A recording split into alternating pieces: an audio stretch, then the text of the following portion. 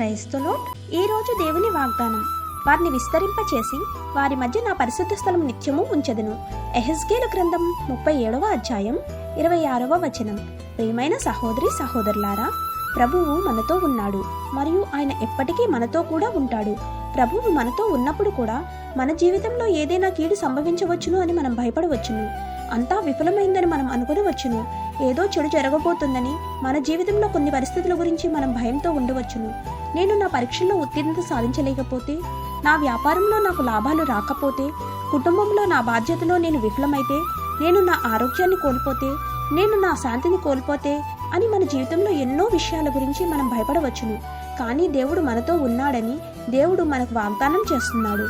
కాబట్టి మీరు ఎప్పుడైనా ఎటువంటి కీడు గురించి భయపడాల్సిన అవసరం లేదు. ఆశీర్వాదం యొక్క సంపూర్ణను పొందకుండా ఆటంకపరుస్తున్న భయాన్ని దేవుడు నేడు మన మధ్య నుండి తొలగిస్తాడు మరియు సమస్త కీడు మరియు ప్రమాదాల నుండి, హాని నుండి ఆయన మనల్ని రక్షిస్తాడు. ఆమేన్. God bless you.